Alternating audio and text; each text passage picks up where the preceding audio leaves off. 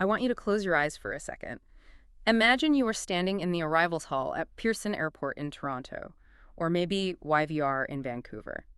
You've just stepped off a long-haul flight, you're tired, your back hurts, but you have this piece of paper in your pocket that, I don't know, it feels heavier than it looks. It's basically a magical document. It says you can walk into a high-tech startup, a coffee shop, a bank, almost anywhere in the country, and get hired on the spot. That is the dream scenario. It really is. No government approval needed for the specific job. No waiting for your new boss to sign a mountain of compliance paperwork. You are effectively a free agent in the Canadian economy. It sounds like the ultimate freedom for international talent, doesn't it? It absolutely does. And Yeah. for a long time, that was the primary selling point of the Canadian Open Work Permit. Yeah. It was viewed as this golden ticket. Yeah. But we are recording this deep dive in early 2026.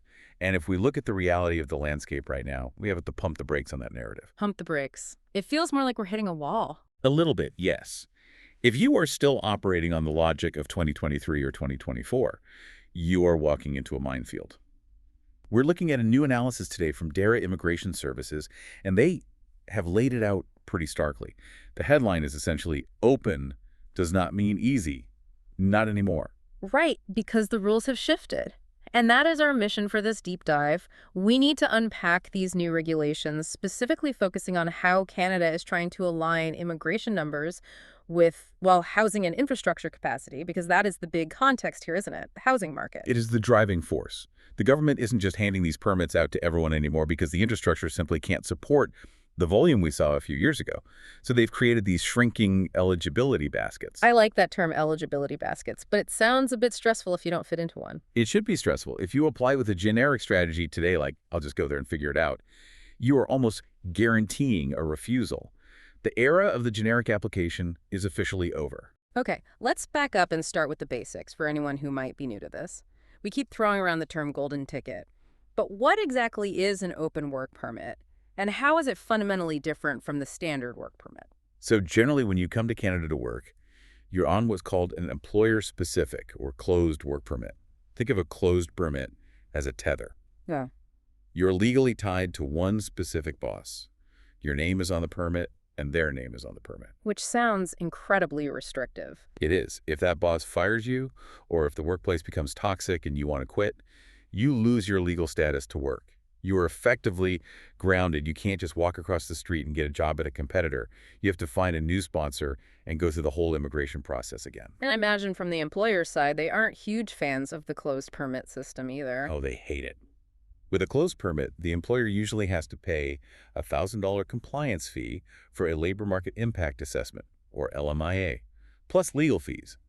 Plus, they have to advertise the job for weeks to prove no Canadian could do it. It's a massive hassle. Versus the open work permit. The employer pays $0. $0, zero paperwork. You walk in, you show them your valid permit, and you're on the payroll. You can work 2 part-time jobs if you want. You can work a full-time corporate job during the day and drive for a rideshare on the weekends. You don't need to notify the government every time you switch. That mobility isn't just about convenience, though. There's a long-term play here for people chasing permanent residence. Yeah. That is the real strategic value. If you are strategizing for PR, the open work permit is your best friend. It allows you to aggressively hunt for jobs that actually count toward your immigration points. We use the tier system to classify jobs training, education, experience, and responsibilities. We are going to talk a lot about tier today because it seems to be the new gatekeeper. It really is. Yeah. Generally, experience in tier categories 0, 1, 2, or 3, which are management, professional, and technical roles, counts toward the Canadian experience class. If you're stuck on a closed permit in a low-skilled job, you might be working hard, but that time might not count for anything regarding PR. The open permit lets you steer your own ship into those eligible jobs. Now, I said in the intro that you can work for any employer. But the source material from Dara Immigration flags a couple of asterisks there. It's an almost open permit. It is almost open. There are 2 big red lines. First, the government maintains a public list of ineligible employers. These are businesses that have been caught breaking labor laws or, abusing the system. You simply cannot work for them. Which makes sense. That's for your own protection. Exactly. And the second one is a strict blanket ban on working in erotic services. So no strip clubs, no erotic massage parlors, no escort services. But aside from those specific exclusions, The entire Canadian labor market is yours. Okay, so that's the dream. You get the permit, you have flexibility, you save your boss money, and you build your path to PR. But here is where the rubber meets the road and where the 2026 reality check hits hard. You can't just apply for this because you want it. You need what the expert analysis calls an anchor. This is the concept that trips people up the most.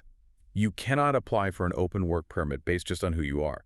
You're eligible based on what you are connected to in Canada. You need to be anchored to something or someone.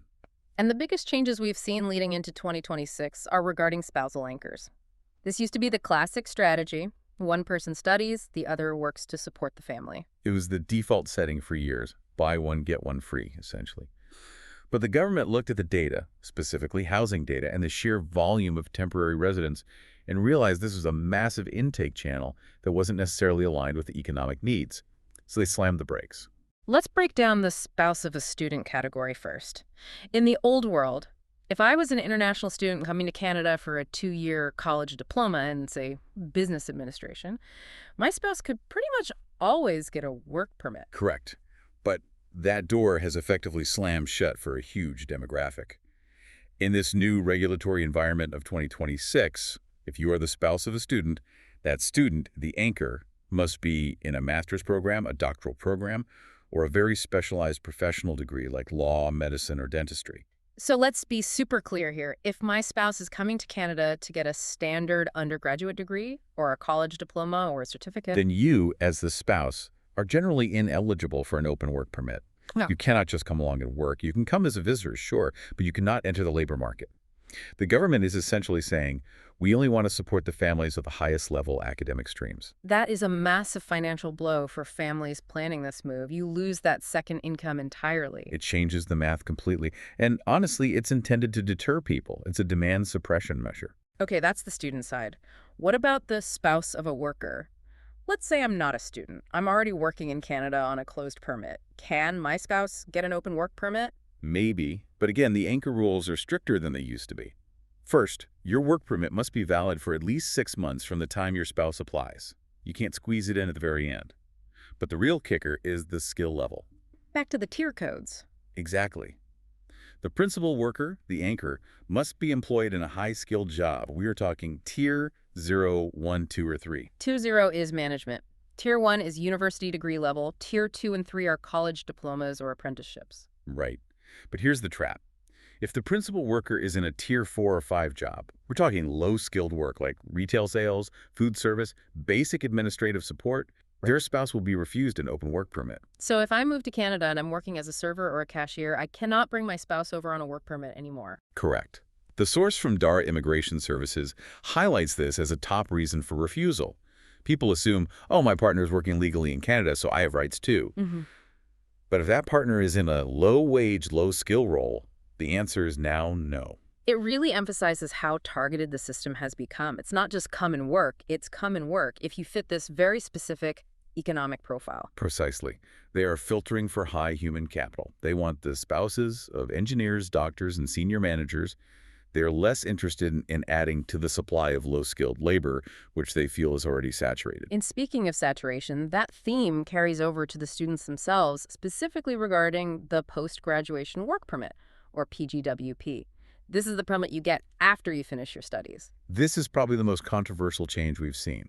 For years, the PGWP was the golden carrot at the end of the stick. You pay your tuition, you study for 2 years, and you get a 3-year open work permit. It didn't matter if you studied advanced robotics or general studies. Now, we have a divergence, a split system. If you graduate from a university with a bachelor's, master's, or PhD, you're generally still safe. You are eligible. But if you are a college graduate, the rules have tightened dramatically. Just to clarify for our international listeners, in Canada, college usually refers to vocational or applied art schools, distinct from universities. Yes, that's an important distinction. Colleges are more career-focused. And the new rule is, if you graduate from a college, you are only eligible for the PGWP if your program is linked to a labor shortage. A labor shortage. The government has a list. We are talking healthcare, trades, STEM fields, maybe early childhood education. If you go to a college and study general arts or a generic humanities program that isn't on that shortage list, you're likely looking at a refusal for your post-graduation work permit. That is incredibly important for anyone choosing a program right now. You can't just pick what you like. You have to pick what Canada needs if you want to stay. It changes the entire strategy of studying in Canada. It's no longer just an educational decision, it's an economic alignment decision. You have to ask yourself, does Canada need this skill before you enroll? Okay, let's look at a couple of other baskets or anchors quickly before we get into the logistics. What about people who are already here and trying to get their permanent residence? That's the Bridging Open Work Permit, or BOWP. This is a crucial lifeline. Let's say your current work permit is about to expire, but you have already submitted your application for permanent residence, maybe through express entry, and you're just waiting for the decision. And knowing government processing, that could take 6 months. Or more. You don't want to lose your job or your status while you wait. The BOWP bridges that gap. It lets you keep working while the government processes your PR application. But you have to have actually submitted the PR application. You can't just be thinking about it. Right. And then there's the fun one, the International Experience Canada, or IEC. The working holiday. This is for citizens of partner countries. Places like Australia, the UK, Japan, France. It's usually for younger people, 18 to 30 or 35. It allows them to come over, travel a bit, and work for any employer to fund their trip. It sounds like a great gap year option. It's fantastic, but it's nationality specific. If your country doesn't have a treaty with Canada, this door is locked. Okay, so we've established that finding an anchor is harder than it used to be. But let's say our listener does have an anchor. They've got the master's student spouse or they're a STEM graduate. Now we have to talk about the logistics, the practical how-to. How much is this going to cost me? It's not exorbitant compared to some countries, but the math can be tricky if you aren't paying attention. There isn't just one fee. Right. The source breaks this down. There's the standard work permit processing fee, which is 155 Canadian dollars. But, and this is a big but, because it is an open permit, the government charges a privilege fee. It's called the open permit holder fee, and it's an additional $100 CAD. So the total is 255. Exactly.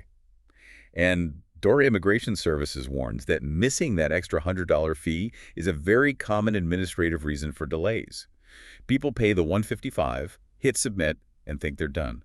2 months later, they get a message saying the application is incomplete. That is a nightmare scenario, waiting 2 months just to find out you underpaid by $100. It happens all the time. And if you haven't given your fingerprints and photo in a while, The biometrics. then you need to add the biometrics fee, which is another $85. You generally only need to do this once every 10 years, though, so check if your old ones are still valid. What about timing? If I applied today, when am I actually working? That depends heavily on where you are physically located when you click Submit. If you're applying from outside Canada, the online processing times are currently estimated between 3 to 5 months. It's not instant. That's a long time to put your life on hold. It is. If you are applying from inside Canada, say for an extension or a spousal permit, it's a bit faster, usually 80 to 120 days. But you still need to plan for a 3 to 4 month gap where you were in limbo. Let's talk about the application process itself. The source mentions a specific step in the online portal that trips people up. Seems like a small thing, but it has huge consequences. Yes, the GC Key account. This is the government portal. When you are answering the questionnaire to generate your document checklist, the system will ask, what are you applying for? Seems like a straightforward question. You would think, but you need to select work. It sounds obvious, but a lot of people select visitor, thinking, oh, I'm visiting my spouse or join family.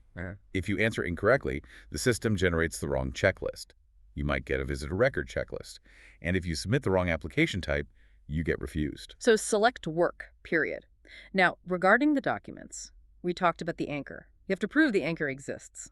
You have to build a legal argument.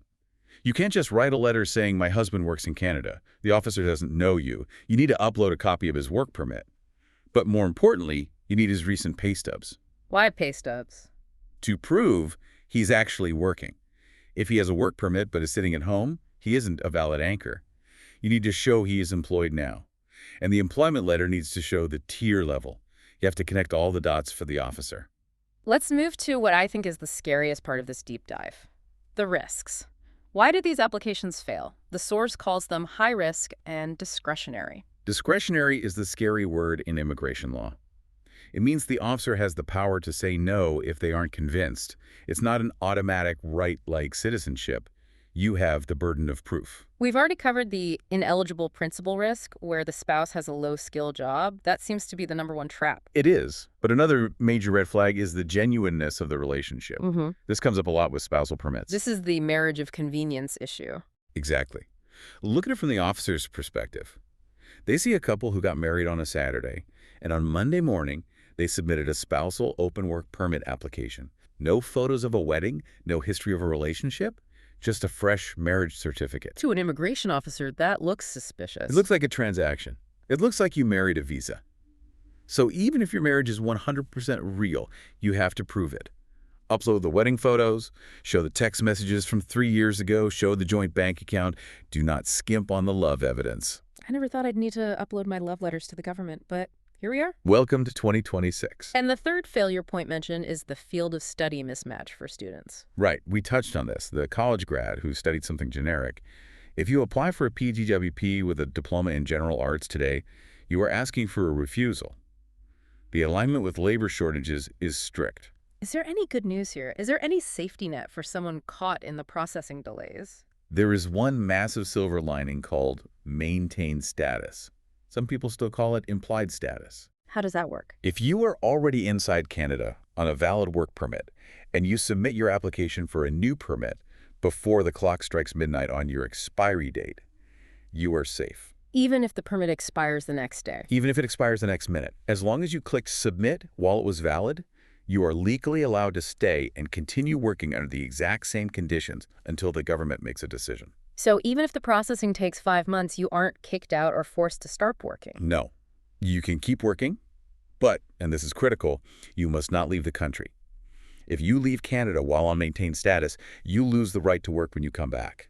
You're just a visitor then. So if you are relying on this status, stay put. Cancel the vacation. That is a vital detail. Okay, let's unpack the so what of all this. We've gone through the rules, the costs, the tier codes, the traps. When you look at this picture of 2026, what is the big shift? What's the narrative here? The narrative is the death of the generalist immigrant. For decades, Canada's message was broad. Come here, bring your energy, study anything, work anywhere, and we'll figure it out together. Now, the message is highly specific. We need healthcare workers. We need tradespeople. We need high-level researchers. The open work permit is becoming less open in terms of access, even if the freedom it grants is the same. That's a great way to put it. Once you're inside the club, you can dance with anyone. But the bouncer at the door has a much stricter guest list. The days of the generic application where you just throw your hat in the ring are over. Success now depends entirely on your specific tier level and your specific field of study. It seems like the government is using these permits as a very precise dial to control the economy and infrastructure load. That's exactly what it is. They are aligning immigration with housing availability. If you don't fit into a box that helps alleviate those pressures or fills a critical gap, you aren't getting the permit. So, for our listener who is maybe sitting overseas, planning their move, or perhaps already here and looking at their expiring visa, what is the immediate action item? You need to audit your anchor. Before you pay that $255, look at your situation honestly. Is your spouse really in a Tier 03 job? Can you prove it?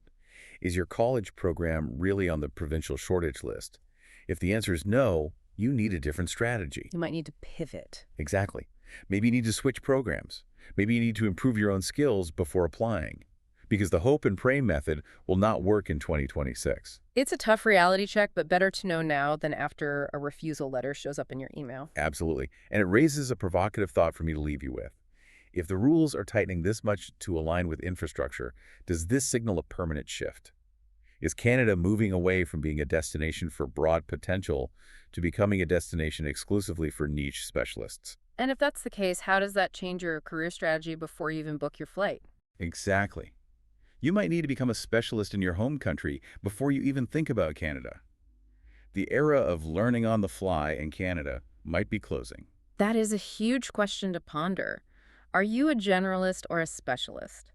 The answer might determine your future north of the border. It certainly determines your eligibility for an open work permit today. Well, on that note, we're going to wrap up this deep dive. A huge thank you to Dara Immigration Services for the source analysis. Remember, check your tiers, check your anchors, and double-check that you paid that extra $100 holder fee. Please don't forget the fee. Thanks for listening, everyone. Stay informed, stay strategic, and we'll catch you on the next deep dive. Take care.